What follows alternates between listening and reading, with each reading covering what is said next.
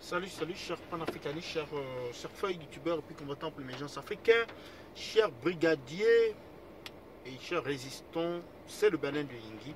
Alors, je suis à vous ce soir pour parler du meurtre de cet artiste Aveni Rava. Vous vous souvenez la semaine passée. Alors, le journal Les Signants avait pour comme une guerre ciblée ou alors des attaques ciblées sur des personnalités bêtises. Il avait pointé du doigt le MRC comme étant le parti qui était derrière toutes ces affaires. Le paradoxe, c'est que des individus ont été interpellés, des prévenus ou alors des suspects, et malheureusement, aucun d'entre eux n'est Bamileki. Il y a un peu de tout dedans, parmi lesquels peut-être le Béti ou de Bolo, du littoral, du nord. Donc il y a un peu de tout dedans, c'est 3 individus.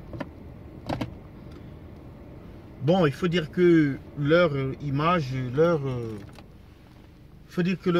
leur nom, leur photo avait déjà été balancée sur cette vidéo de torture qu'on avait dû regarder l'autre jour, qui a été rendue publique. Mais on ne nous dit pas, on ne nous a pas dit d'où est venue l'arme, puisqu'on dit que c'est apparemment le même groupe qui a attaqué à la fois M. Obama et je pense M. Amougou, qui est le porte-parole de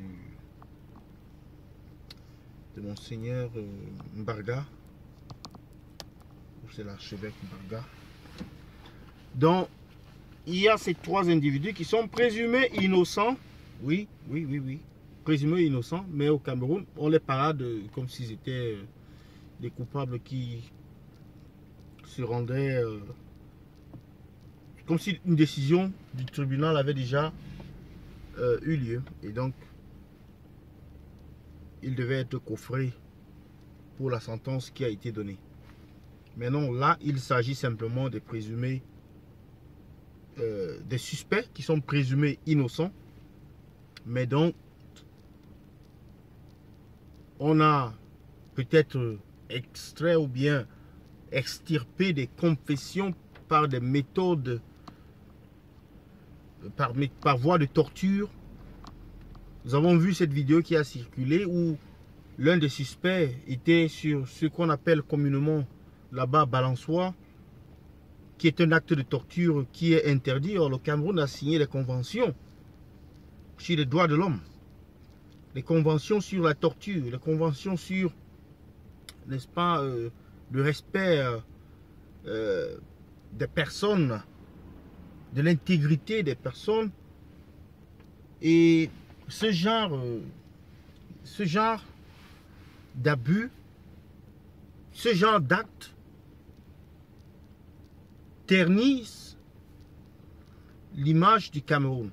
Je me demande bien si ces soldats qui se filment auprès des cadavres, qui tabassent des gendarmes, qui tabassent, qui torturent des suspects,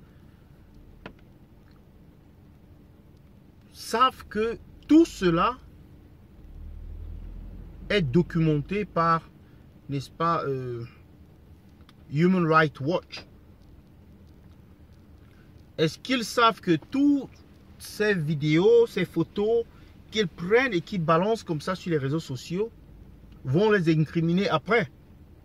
Ou alors, à la rigueur, démontrent à suffisance que le Cameroun n'est pas un état de droit, où les droits de l'homme sont respectés, où la charte des Nations Unies sur les droits de l'homme est respectée.